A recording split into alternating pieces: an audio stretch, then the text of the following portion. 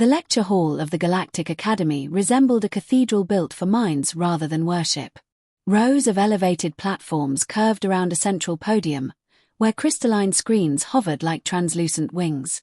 Hundreds of students, scaled, furred, feathered, gelatinous, or suspended in anti-gravity cradles, settled into their places. A low hum of anticipation passed from species to species, a shared pulse of curiosity that bridged anatomy and culture. When the lights dimmed, silence rippled across the chamber. Professor Orin Velrath entered with measured composure, his posture seamless and balanced, his luminous eyes scanning the crowd with quiet purpose. He spoke without raising his voice, yet the subtle authority embedded in his tone carried to every tier. Today, he began, we begin our study of the most controversial planet in known space, the world your star charts label as designation 12X. Humans call it Earth. The word drifted through the hall like a spark tossed into dry brush. Whispers ignited instantly. Is it true the atmosphere corrodes metal? My cousin said its gravity crushes bone. I heard the creatures there kill for sport. Orin lifted a hand, and the murmuring faded. Much of what you've heard contains fragments of truth, he said. But fragments alone mislead. Earth's classification did not arise from myth. It arose from measurable hazard. A hologram activated above the podium. It displayed a spinning blue sphere, clouds spiraling across its surface. Beauty struck the students first, oceans shimmering, continents shaped by erosion and violence. Yet beneath its elegance, danger pulsed. This, Orin continued, is the galaxy's only Class 12 Deathworld. The hologram zoomed into a mountain range. Lightning arced between jagged peaks. A solitary human clung to a vertical cliff wall, muscles taut, breath forming white vapor. The storm intensified. The climber reached for a handhold, slipped, and swung by a single rope that strained under the weight. A collective gasp cascaded through the lecture hall. That individual, Orin said, is performing a recreational activity. Not a survival ritual. Not a military exercise. Recreation. A student with crystalline skin raised a trembling limb. Professor, their world attacks them even during leisure. It does, Orin replied. And humans adapted not by avoiding adversity, but by embracing it. The hologram shifted to a desert. Blistering heat waves wavered above scorched rock. Another human trudged across dunes with relentless determination. Footage transitioned again. Sub-zero tundra, monsoons collapsing over urban skylines, volcanic ash raining over farmlands. These, Orin said, are standard Earth environments. No hostile invasion. No catastrophic event.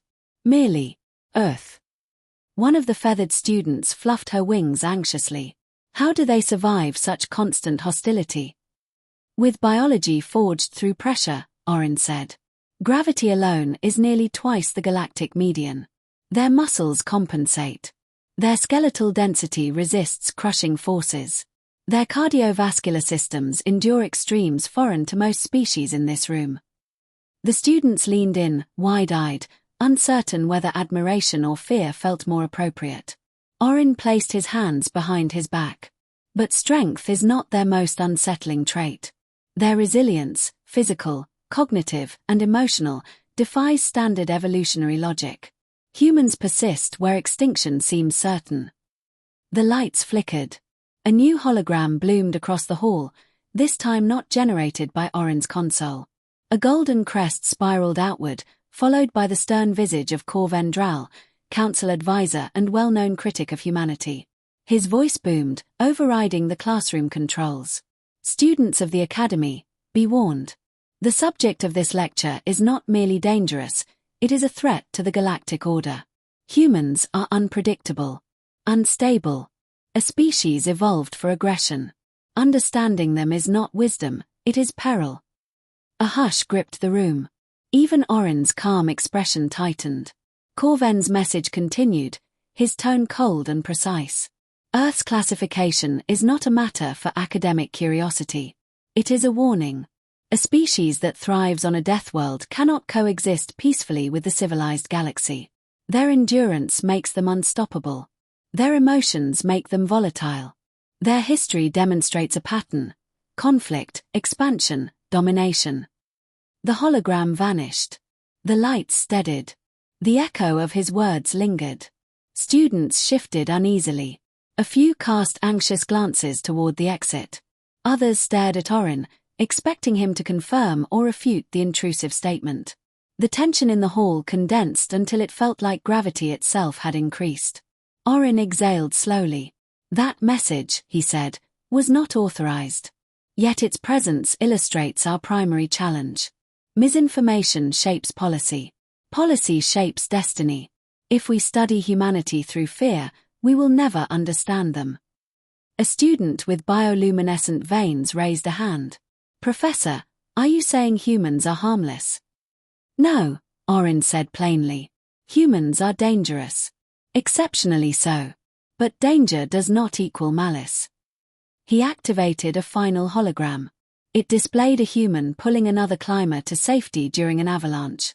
Another image showed a medical team wading through floodwaters to rescue stranded civilians.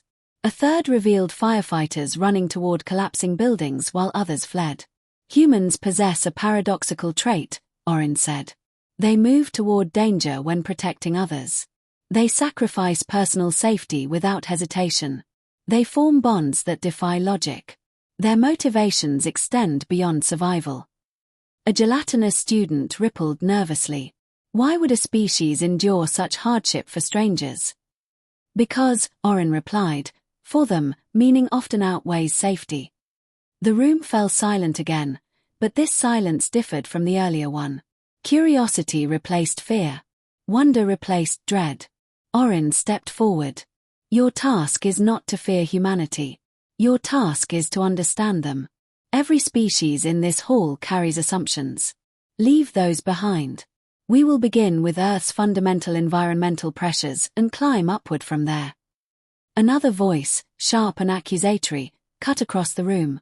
Professor, asked a rigid-bodied insectoid student, are you defending them? I am presenting truth, Orin answered. Truth does not require defense. It requires clarity. He deactivated the display and stood in the center of the podium, illuminated only by the soft glimmer of the ceiling lights. Humanity is a species shaped by a world that punishes weakness. Yet they built civilizations, art, science, and compassion in the shadow of constant threat. Their world forged strength. Their choices forged character. He paused, letting the weight of those words rest on the crowded tiers. Tomorrow, he concluded, we explore their biology in detail. Prepare yourselves. The reality of what humanity truly is will challenge everything you believe about life. The lights brightened.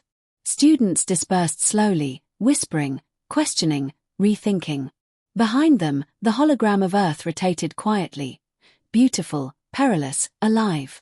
Orin watched them go, a faint crease forming between his brows. Understanding humans, he murmured, may be the only thing that prevents our future from collapsing. And then he turned off the final projection, leaving the hall in contemplative silence.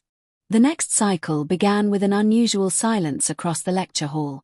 Students filed in without the usual chatter, each carrying the weight of yesterday's revelations. The hologram of Earth hung above the podium again, rotating slowly, casting blue reflections across the crystalline seats.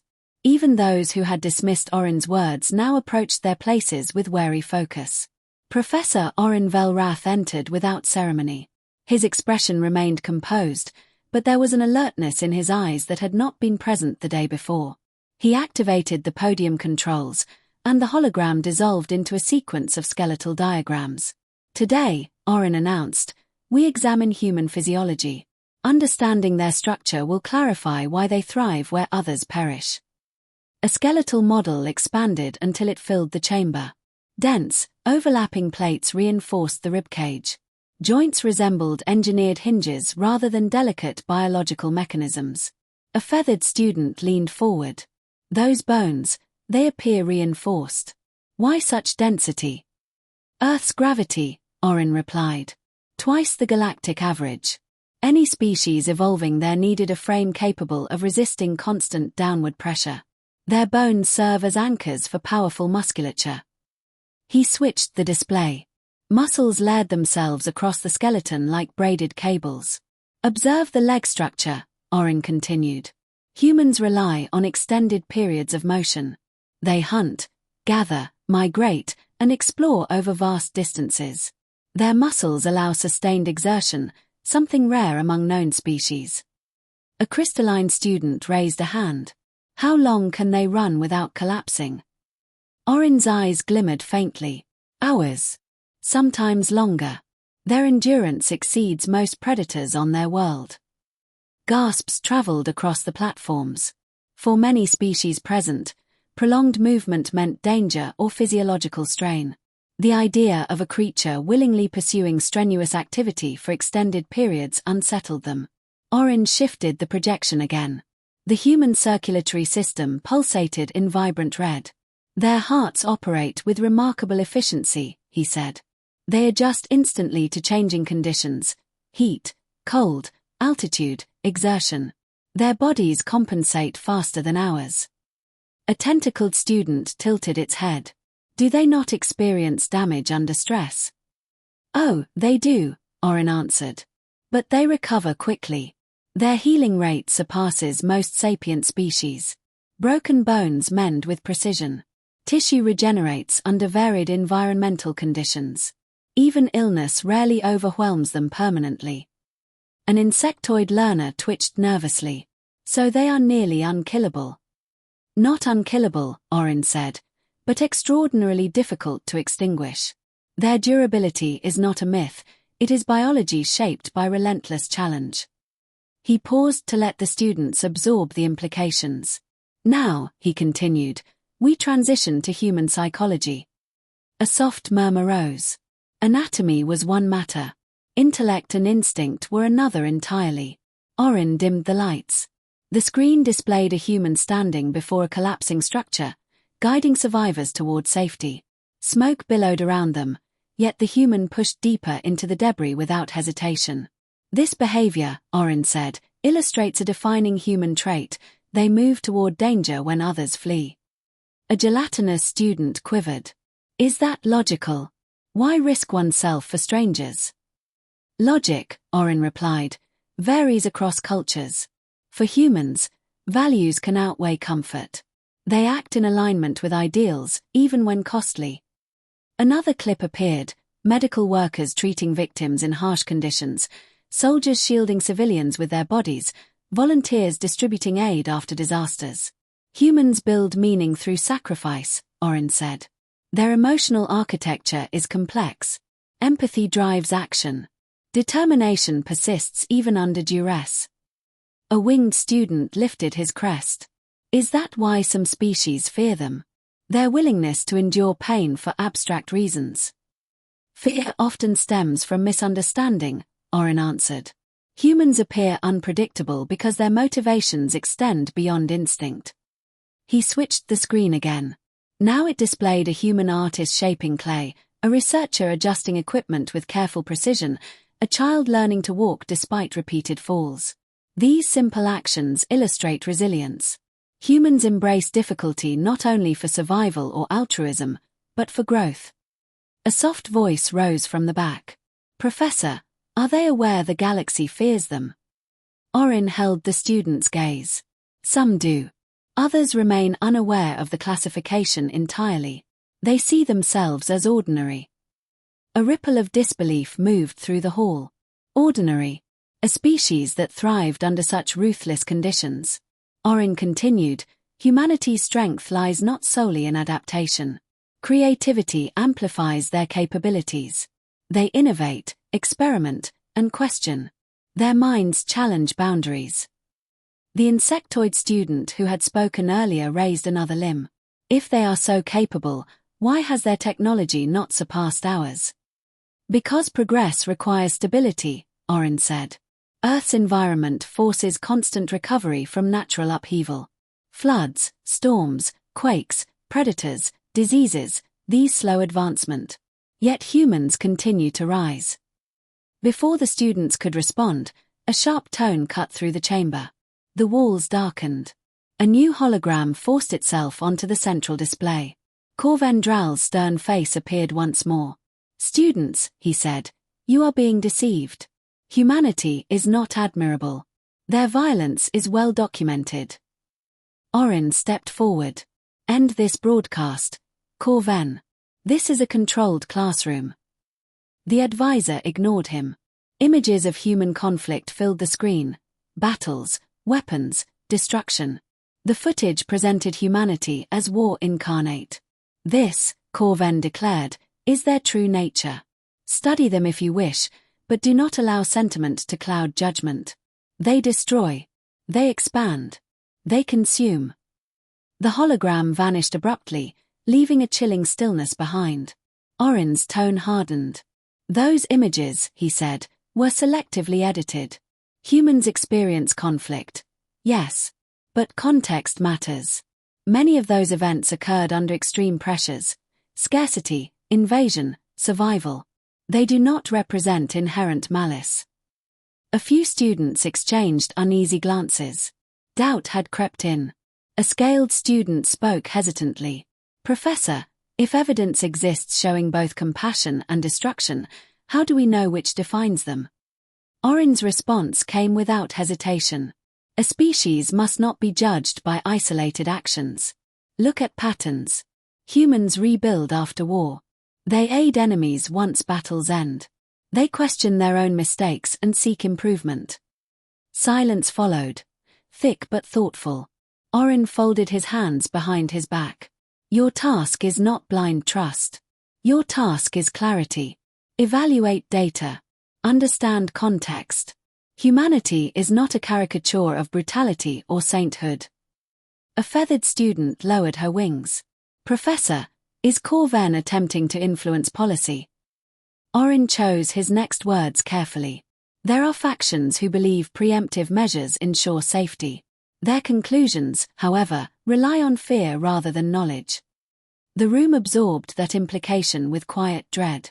Oren flicked the projection back to human biology.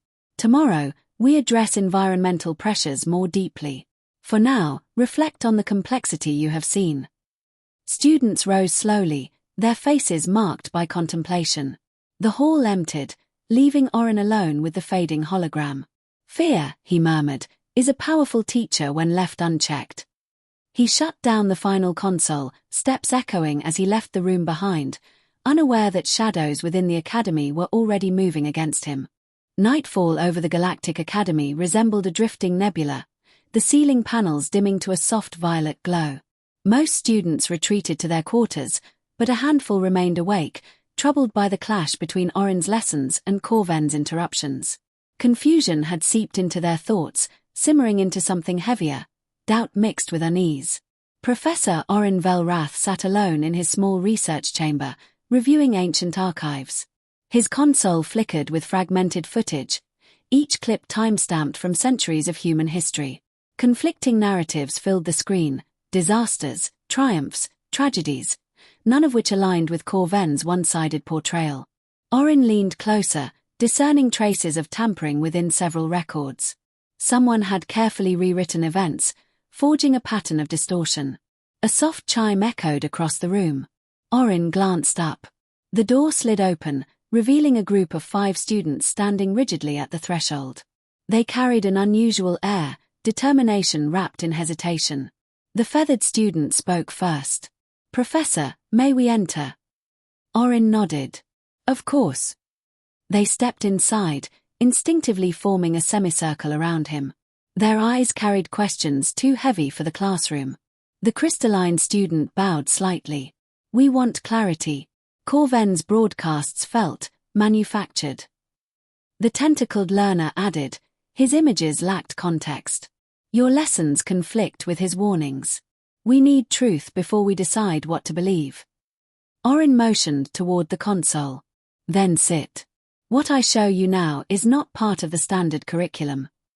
The door sealed itself automatically as the room dimmed. Oren tapped the console, replacing the manipulated footage with untouched recordings recovered from deep archival layers, files long hidden beneath layers of bureaucratic encryption. The first image displayed a human rescue team entering a burning alien settlement. Flames curled around collapsed structures. Yet humans pushed through smoke without hesitation, carrying injured survivors toward safety. Their movements were steady, purposeful. These events, Orin said, occurred during the Helvar crisis 300 cycles ago. Humans were not obligated to interfere. They acted anyway. The hologram shifted. Now humans shone ultraviolet scanners over diseased crops on a distant moon. Their scientists worked beside insectoid researchers, exchanging information freely. Their efforts, Orin continued, prevented famine among the Krillis colonies. This fact was never recorded in official council history. A winged student blinked rapidly. Why conceal such events? Because, Orin replied, positive narratives complicate arguments rooted in fear. The next clip revealed a starship adrift after a reactor malfunction. A human crew intercepted the vessel and evacuated its passengers, many of whom belonged to species that had once fought directly against humanity. Humans do not operate by simple logic, Orin said quietly. They evaluate each crisis as an opportunity to act rather than retreat. The insectoid student lowered its limbs. Professor, this contradicts everything Corven claims. Orin leaned back slightly. Yes. And that contradiction is precisely why he wants Earth silenced. His faction believes a species capable of rapid adaptation will one day rival council authority. The feathered student's feathers tightened. He wants a preemptive strike. Correct, Orin answered. His proposal reaches the council in 2 cycles. Alarm rippled through the group. The gelatinous student's form quivered visibly. But Earth has not threatened the galaxy. Fear seldom requires provocation, Orin said. He tapped a new file, encrypted tighter than the others. The students watched as a document unfurled, its content stamped with the Council's highest security clearance. A holographic map appeared, marking 13 star systems. Each bore notations tied to Corven's faction, manipulated intelligence reports, falsified assessments, artificially inflated threat scales. Orin sharpened his tone. He has altered records for years. Earth is merely the final target. The crystalline student whispered, why risk destabilizing the council? Power, Orin said. He understands that fear consolidates authority. A united front against a perceived enemy strengthens his influence. The tentacled student clenched its limbs. What can we do? Orin studied each face before responding. Expose the truth. Present a full archival reconstruction to the council. Authentic evidence will undermine Corven's narrative. The winged student hesitated. Will the council even listen? They will, Orin said, but only if our data is irrefutable. He stood and opened a secondary archive. Rows of forgotten testimonies appeared, statements from alien refugees saved by humans during emergencies. Some were emotional recollections, others detailed scientific collaboration that had gone unmentioned. These individuals are still alive, Orin said. If we gather their accounts and compile untouched historical footage, the council cannot ignore it. The feathered student straightened. We will help.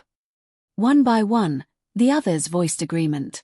Their hesitation dissolved, replaced by conviction. Orin permitted himself a subtle nod. Then understand this. What we attempt is dangerous. Corven's faction monitors dissent. If they discover our work, they may intervene. The insectoid student replied, truth is worth the risk. Orin activated the data interfaces for them. Begin by cataloging inconsistencies between the public record and raw archival data. Look for irregular timestamps, mismatched metadata, and compression anomalies. These indicate alterations. The group spread across the consoles. Holographic screens illuminated their faces as they worked, searching logs, comparing records, tracing discrepancies. The deeper they analyzed, the clearer the conspiracy became. Entire chapters of human history had been patched or erased. Whole archives of humanitarian action had been hidden beneath layers of false categorization. The gelatinous student paused. Professor, this file shows humans providing relief during a planetary evacuation. Why would this be buried? Because compassion complicates narratives of hostility, Orin said. Hours passed in relentless analysis. A pattern emerged. Corven had forged a consistent misrepresentation, always highlighting human conflict while ignoring their operative achievements. His edits shaped a single message: fear humanity before they mature. A sudden alert flashed across the room. Unauthorized access detected. Orin froze. Someone is scanning this chamber's network signature. The feathered student whispered, "Corven's agents." "Likely," Orin replied. "We must secure everything now." He triggered a protocol that encrypted their files and transferred them into an offline repository. The lights dimmed as the system shielded itself from intrusion. Metallic footsteps echoed in the hallway. The insectoid student tensed. "They're coming." Orin lowered his voice. "Take the data core. If I am detained, you must reach the council chambers and present the truth yourselves." "But, Professor..." "Go," Orin insisted. "I will delay them." He handed the crystalline student a small containment module, glowing faintly with compressed evidence. It had no wireless signature, no traceable network, pure analog storage. The door panels vibrated under an attempted override. Orin straightened, his calm returning like armor. This moment decides more than Earth's fate. It decides whether knowledge or fear defines our future. The students exchanged a final determined glance. The gelatinous student whispered, "For truth." "For truth," Orin echoed. A hidden exit panel slid open. The students slipped through, vanishing into the narrow maintenance passage. The door sealed behind them just as the main entrance buckled under external force. Orin faced the intruders with steady resolve. The shadows inside the academy had finally stepped into the lie. The council chamber towered above the Capitol like a monument carved from starlight. Its vaulted ceiling shimmered with embedded constellations that shifted according to real celestial movement. Delegates from every major civilization filled their assigned tiers, murmuring with tension. Rumors of Corven's proposed strike on Earth had spread rapidly. Fear clung to the hall like static. Security escorts marched Professor Orin Velrath through a private entrance. His wrists remained unbound. Corven lacked a lawful charge, but the implication of restraint lingered. As he stepped into the chamber, silence rippled across the delegates. Councillor Thalen, presiding chair, addressed him from the central platform. "Professor Orin, you have been summoned to respond to allegations that your teachings compromise galactic safety. Do you wish to speak?" Orin met her gaze steadily. "I do." Before he could continue, the chamber doors slid open with a sudden hiss. 5 students rushed inside, breathless but resolute, escorted by baffled guards who had failed to stop them in time. The crystalline student held a sealed containment module, the evidence Orin entrusted to them. The hall erupted with whispers. Councillor Thalen lifted a hand. "Identify yourselves." The feathered student stepped forward. "We are enrolled in Deathworld anthropology. We present data relevant to today's decision." Corven rose from his position among the high delegates, annoyance flashing across his features.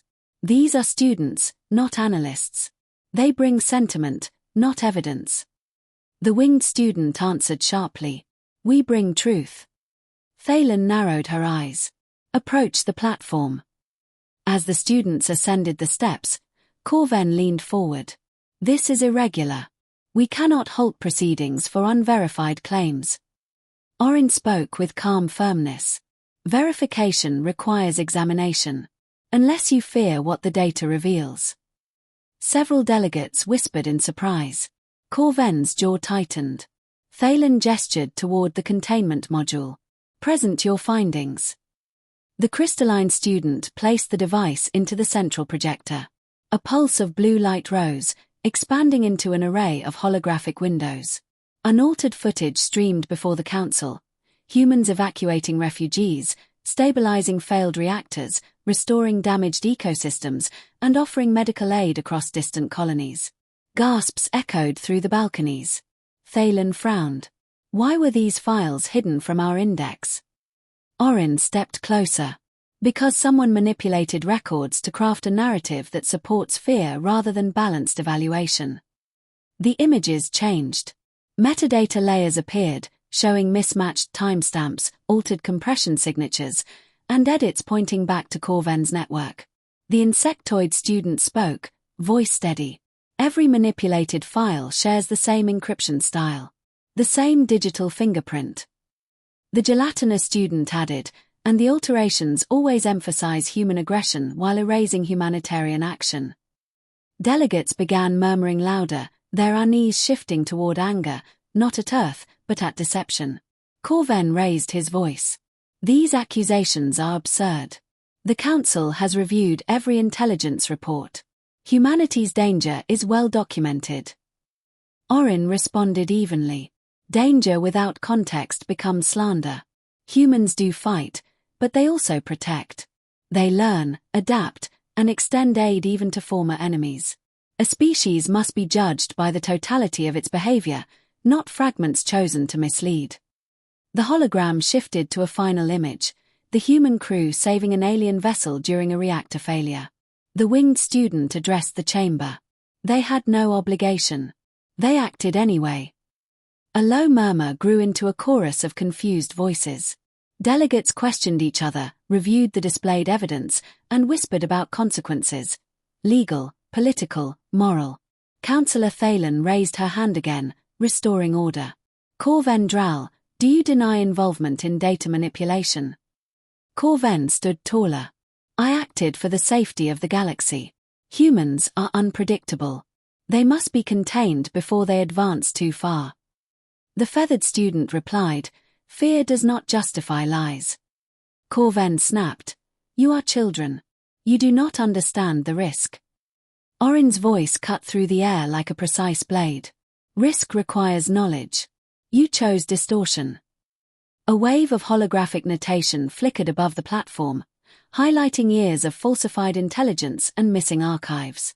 Delegates stared, stunned. Thalen exhaled slowly.